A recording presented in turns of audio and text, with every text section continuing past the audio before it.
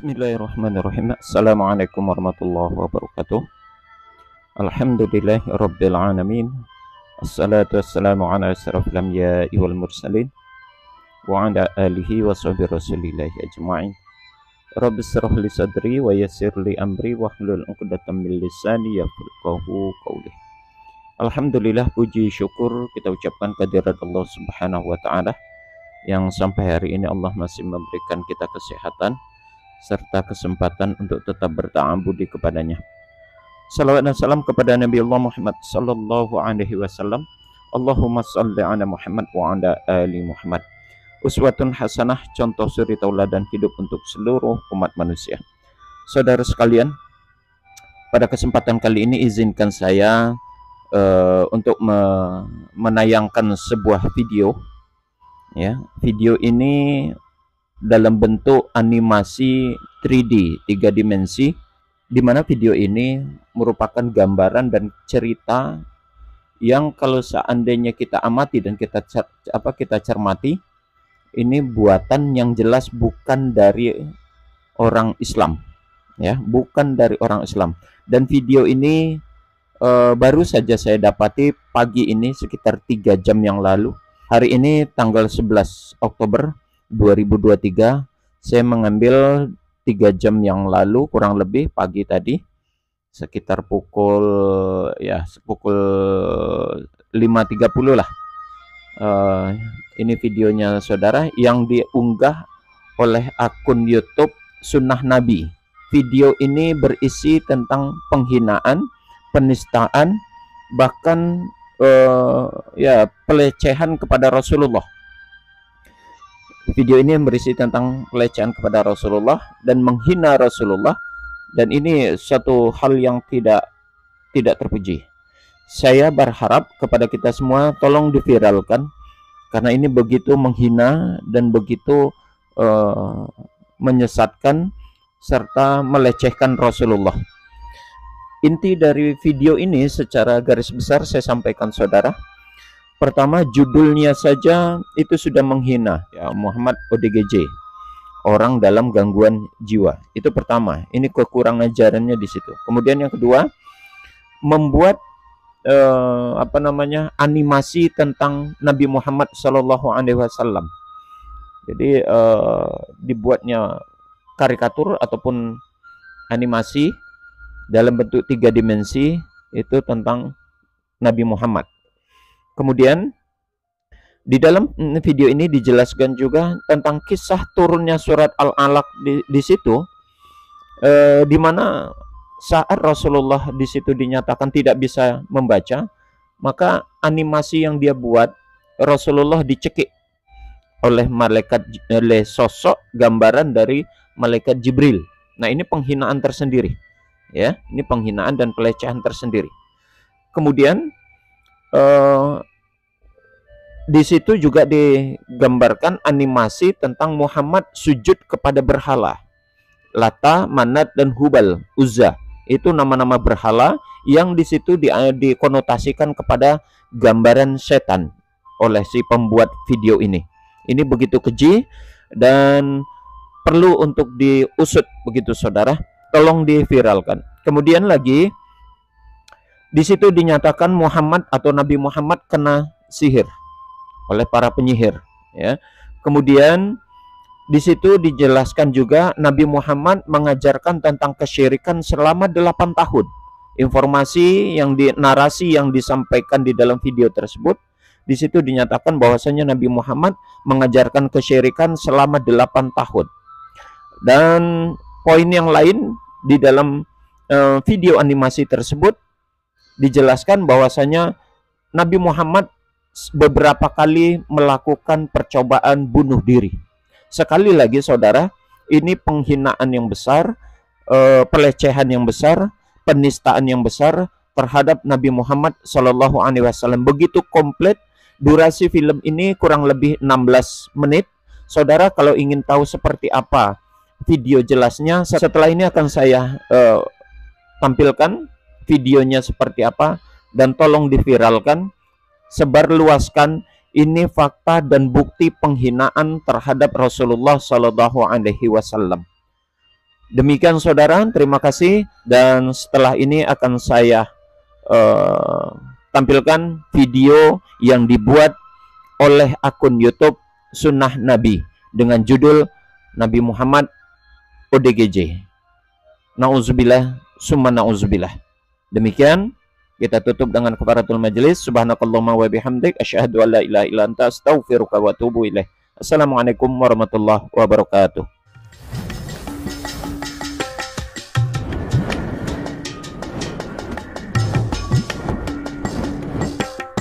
Semua umat muslim yang menonton videoku yang berjudul Ayat-Ayat Setan Menuduhku Berbohong, padahal referensi peristiwa tersebut valid. Sumber utama adalah hadits sahih dari Jalal al-Din al-Suyuti, dalam bukunya yang berjudul Al-Dur al-Mantur. Ceritanya adalah sebagai berikut. Dalam proses penyampaian surat An-Najm, ayat 19-21 di Mekah, Nabi Muhammad dirasuki setan sehingga memuji dewi-dewi Quraisy, yakni Al-Lat, Al-Uzza, Al-Manat. Setelah itu, ia bersujud bersama kaum musyrik Quraisy, Muslim, dan jin. Umat Muslim menolak keterangan ini. Bagaimana mungkin Nabi Muhammad bisa kerasukan setan? Itu bohong, itu penistaan. Untuk mengetahui apakah Nabi memang bisa kerasukan setan, maka kita harus melihat sejarah hidupnya. Pernahkah dia mengalami hal itu di masa lain dalam hidupnya? Ternyata pernah, bahkan lebih dari sekali. Mari kita lihat contoh pertama. Kasus pertama, Nabi Muhammad kerasukan setan. Peristiwa tersebut bermula setelah Waraka bin Naufal meninggal dunia. Waraka adalah sepupu Khadijah, dan penasihat spiritual Nabi Muhammad. Setelah Waraka meninggal, Nabi tidak menerima wahyu ilahi untuk sementara waktu. Mengapa makhluk halus itu tidak muncul lagi? Apakah ada yang salah denganku? Apakah dia mengabaikanku sekarang? Nabi menjadi sangat sedih, sampai-sampai ingin bunuh diri. Lebih baik aku mendaki ke puncak gunung. Itu tempat yang tepat untuk terjun bebas dan menghabisi nyawaku. Jadi dia naik ke puncak gunung untuk menjatuhkan dirinya ke bawah.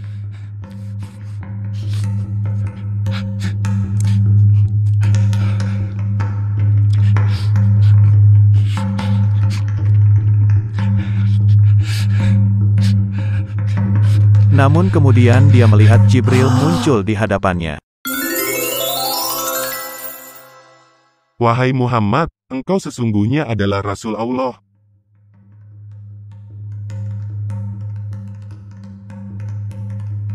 Ah, benarkah? Wah, aku merasa lega. Kalau begitu aku tidak akan bunuh diri. Hatinya lalu menjadi tenang dan dia lalu turun gunung dan kembali ke rumahnya.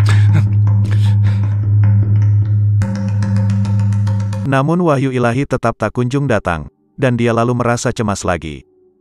Ini bukan sekadar kecemasan biasa, karena ia menjadi begitu tertekan, dan pikiran untuk mengakhiri hidupnya pun kembali muncul.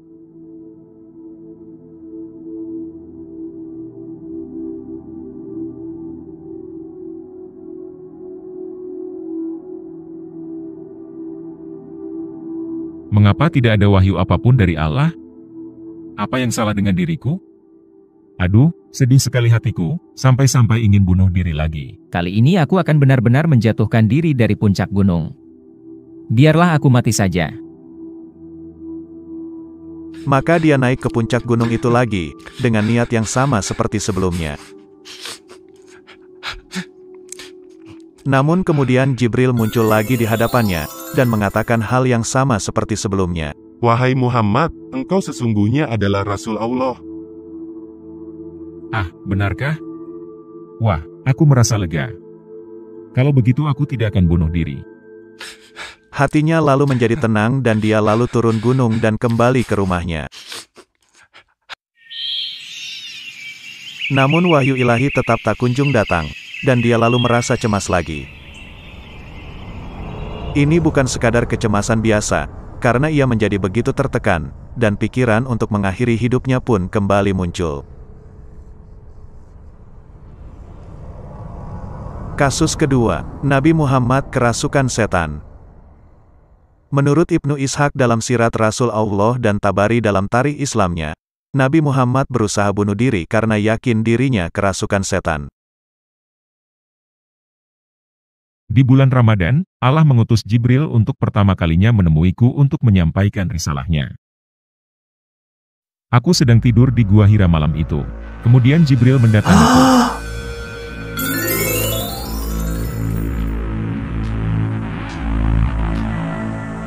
Dia membawa secari kain dibaj dan di dalamnya terdapat tulisan. Dan dia berkata, Bacalah.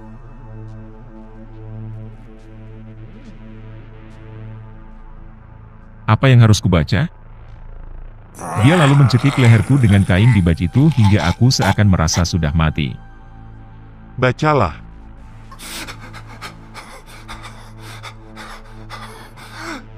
Apa yang harus kubaca? Dia kembali mencekik leherku dengan kain dibaj itu hingga aku seakan merasa sudah mati. Bacalah.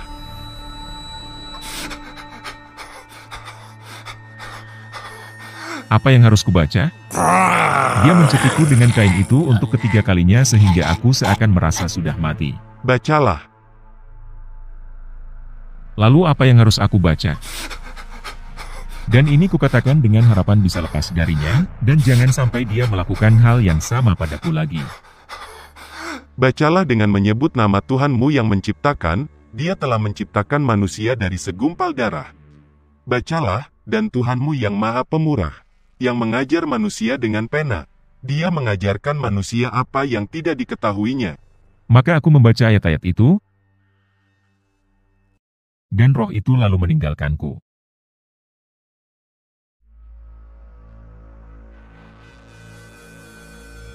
Dan aku terbangun dari tidurku, dan kata-kata itu seakan tertulis dalam hatiku. Sesungguhnya, tidak ada satupun makhluk Tuhan yang lebih kubenci daripada seorang penyair yang riang gembira, atau orang yang kerasukan setan. Aku bahkan tak sanggup melihat mereka. Aku pikir, sungguh celaka. Jangan-jangan aku ini adalah penyair atau orang yang kerasukan setan. Jangan sampai orang-orang Quraisy menyebutku begitu. Lebih baik aku naik ke puncak gunung dan menjatuhkan diriku ke bawah. Aku mati bunuh diri saja biar tenang. Maka aku berangkat untuk melakukannya dan kemudian ketika aku sudah berada di tengah-tengah gunung, aku mendengar suara dari langit yang berkata, Wahai Muhammad, engkau adalah Rasul Tuhan dan aku adalah Jibril. Fakta bahwa Nabi Muhammad terus-menerus mencoba bunuh diri menunjukkan bahwa ia tidak percaya makhluk gaib Gua Hira yang dia jumpai adalah utusan Tuhan. Keterangan Nabi ingin bunuh diri ini ditulis di berbagai literatur Islam sahih. Contohnya di Sahih Tarikh Tabari, volume 2, halaman 11. Aku, yakni Nabi Muhammad, berkata, sungguh, aku berkeinginan keras melemparkan diriku dari puncak gunung. Juga di halaman 21 ditulis, wahyu pernah terputus dari Rasulullah beberapa waktu. Maka Rasulullah sangat sedih. Beliau pernah pergi pada pagi hari ke puncak-puncak gunung bermaksud menjatuhkan diri akan tetapi setiap kali ingin menjatuhkan dirinya dari puncak gunung, beliau melihat Jibril. Di catatan kaki nomor 15 juga disebutkan bahwa beliau pernah ke puncak gunung dan beberapa kali ingin menjatuhkan dirinya darinya. Akan tetapi setiap kali ingin menjatuhkan dirinya dari puncak gunung, beliau melihat Jibril. Niat kuat Nabi Muhammad ingin bunuh diri berkali-kali ini baru timbul setelah ia bertemu dengan Jibril.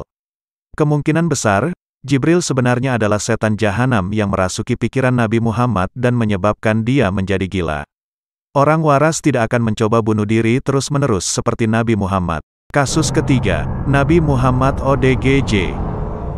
Hadits berikut membuktikan bahwa Nabi Muhammad memang benar-benar sakit jiwa. Sunan Abi Dawud nomor 61 dan Sunan An-Nasai 325 meriwayatkan tentang sumur bludaah yang penuh dengan benda-benda busuk, seperti bangkai anjing, bekas kotoran haid, dan kotoran manusia. Namun, Nabi Muhammad menggunakan air tersebut untuk berwudu. Diriwayatkan Abu Said Al-Khudri. Aku mendengar orang-orang bertanya kepada Rasulullah, Ya Rasulullah, air yang dibawakan untukmu itu berasal dari sumur bludaah. Sumur itu adalah tempat pembuangan bangkai anjing, bekas kotoran haid, dan kotoran manusia. Sesungguhnya air itu suci dan tidak tercemar oleh apapun.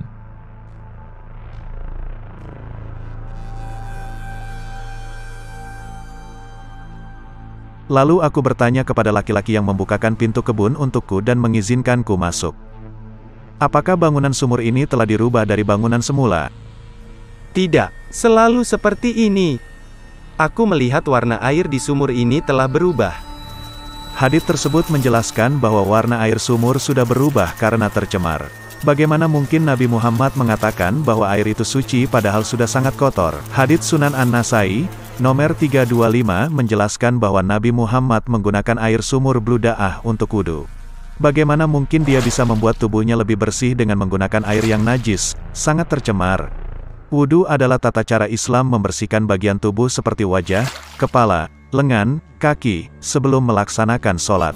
Tidak ada orang tua yang bertanggung jawab yang akan menasihati anak-anak mereka untuk membersihkan tubuh mereka dengan air beracun seperti itu.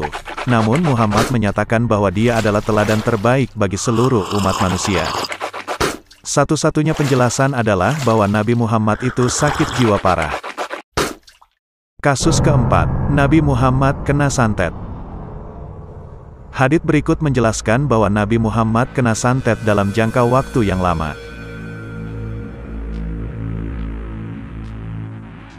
Seseorang telah menyantet Rasulullah, sehingga ia mengira bahwa ia telah melakukan hubungan intim dengan istri-istrinya, padahal sebenarnya tidak.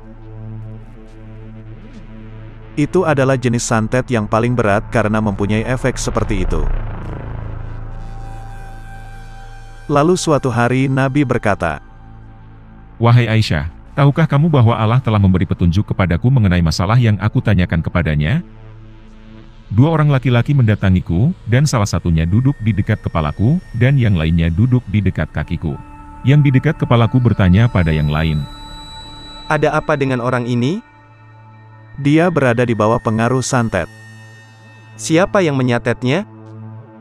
Labid bin Al-Asam, seorang dari Bani Zuraik yang merupakan sekutu Yahudi dan seorang munafik.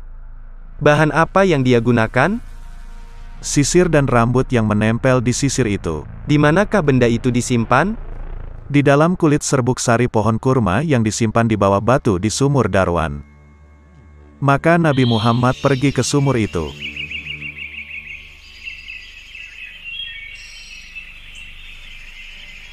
Ini adalah sumur yang diperlihatkan kepadaku dalam mimpi. Airnya tampak seperti diwarnai daun inai, dan pohon kurmanya tampak seperti kepala setan. Dia mengeluarkan benda santet yang menyebabkannya berada di bawah pengaruh sihir. Inilah yang digunakan untuk menyantet diriku. Mengapa engkau tidak merawat dirimu dengan nasra? Allah telah menyembuhkanku. Aku tidak suka membiarkan kejahatan menyebar di antara umatku. Menurut Jami dari Muammar bin Rashid, tenung santet itu bertahan selama 1 tahun.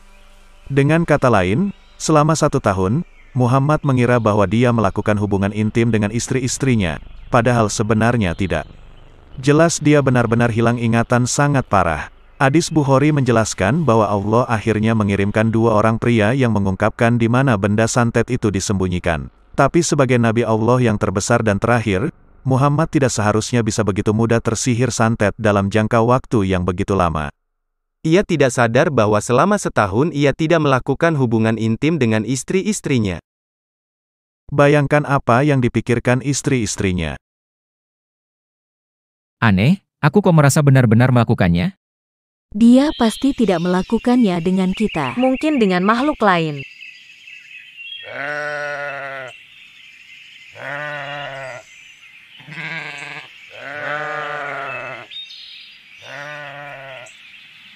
Mari tinjau kembali kasus ayat-ayat setan dalam Quran, Surat An-Najm. Di berbagai kasus, Nabi Muhammad ternyata sering kerasukan setan, sehingga tidaklah heran jika setan bisa merasukinya hingga ia menyatakan pujian mengagungkan Allat, Al-Uzza, Al-Manat, dalam surah An-Najm ayat 19 hingga 21. Ayat-ayat itu tetap tidak berubah selama 8 tahun, sampai surah Al-Hajj ayat 52 diturunkan di Madinah.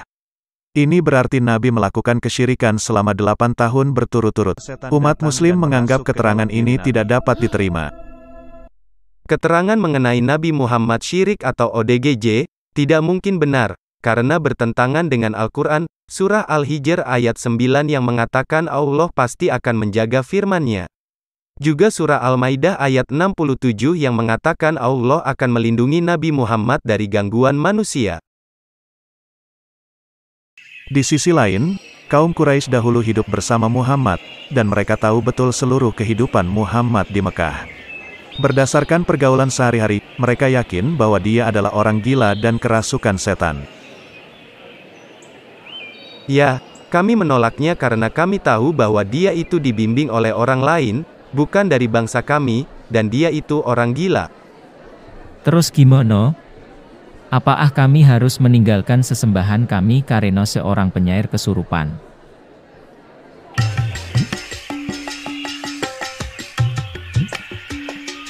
Jika engkau membaca Al-Quran, surat An-Nahl ayat 98-100, kau akan mengetahui bahwa ada manusia tertentu yang bisa dikuasai setan.